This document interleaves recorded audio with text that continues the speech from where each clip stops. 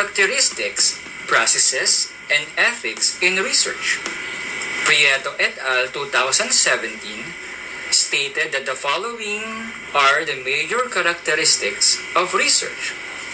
Number 1, empirical.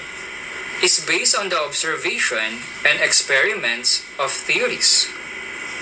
Sabihin po, ang research is nagbabase sa experiments, sa teorya at sa observation. Systematic.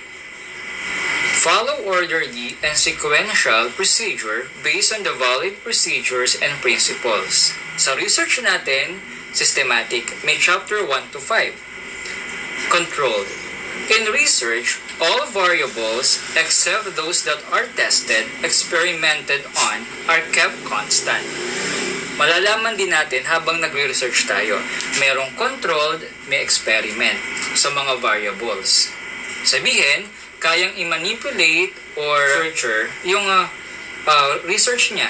Kasi meron nga silang pag-eksperimentuhan at meron naman hahayaan lang nila o kontrolado nila. Next, employs hypothesis.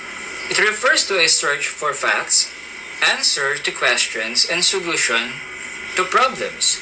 Dito nagbibigay ka ng palagay and then pag-aaralan mo kung yung palagay na yun ba is tatama o hindi. Analytical. Shows analytical procedures in gathering the data, whether historical, descriptive, or case study. Pag sinabing analytical, paano ka mag-gather ng data? Sa number ba? Sa pag-i-interview mo ba? Sa pag-describe mo? Sa pag-aaral mo ng buhay?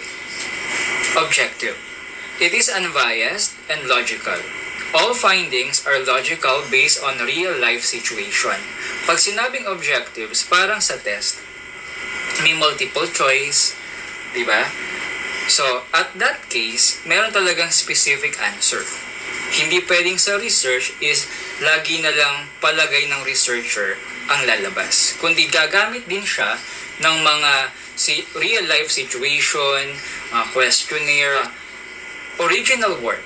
It requires its own examination and produces the data needed to complete the study. Pag sinabing original work, so hindi mo siya kinopya at sa gawa ng ibang tao. May related literature wherein meron naman tayong paraan kung paano tayo gagamit ng ibang pag-aaral. Research itself, okay, kailangan manggagaling to sa'yo originally. Gagawin mo siya at magiging original ang gawa mo. Okay po.